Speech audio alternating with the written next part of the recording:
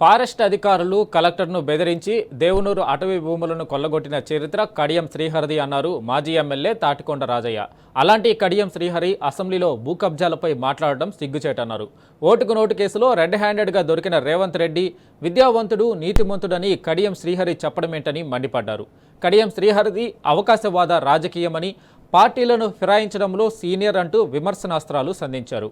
కడియం శ్రీహరి అంటే కల్నాయక్ అని విమర్శలు గుప్పించారు. కడియం అనుచరుడు గోరంత బలరాం ఆధ్వర్యంలో 10% కమిషన్లతో అవినీతి చేశాడన్నారు తాటికొండ రాజయ్య. ఇక బెనామీ పేర్లతో సింగపూర్, మలేషియాలో అక్రమ ఆస్తులు సంపాదించాడని, అలాంటి కడియం శ్రీహరిని రేవంత్ రెడ్డి సమర్థించడం సిగ్గుచేటన్నారు.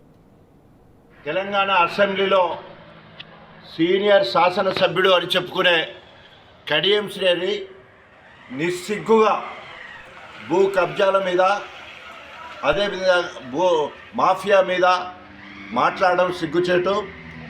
కడియం శ్రీహరి స్వయంగా మరి స్టేషన్ కనుక నియోజకవర్గంలో దేవునూరుకు సంబంధించిన ఫారెస్ట్ భూములను 2000 ఎకరాలు కబ్జా చేయడం కోసము ఆనాడు మరి అల్లుడి సహకారంతో స్థానిక ఫారెస్ట్ అధికారులు జిల్లా కలెక్టర్లను బెదిరించి అదిరించి మరి ఫారెస్ట్ ట్రెంచ్ను కూడా దాటుకొని దాదాపు 2 కిలోమీటర్ల వరకు లోటుకెళ్ళి మరి జంగల్ కటింగ్ చేసిన పరిస్థితి. అదేవిధంగా మైనింగ్ సంబంధించిన అక్రమ కంకరాన్ని మొత్తం కూడా మొరమును మొత్తం కూడా దాదాపు 10-15 వేల ట్రిప్పుల మరి మొరాన్ని కూడా అక్కడి నుంచి తీసిన పరిస్థితి. మరి ఆయన నిస్సిగ్గుగా ఈరోజు భూ కబ్జాల మీద మాట్లాడడం సిగ్గుచేటు. దానికి తోడుగా ఓటుకు నోటు కేసులో రెడ్ హ్యాండెడ్గా దొరికిన రేవంత్ రెడ్డి మాట్లాడతాడు.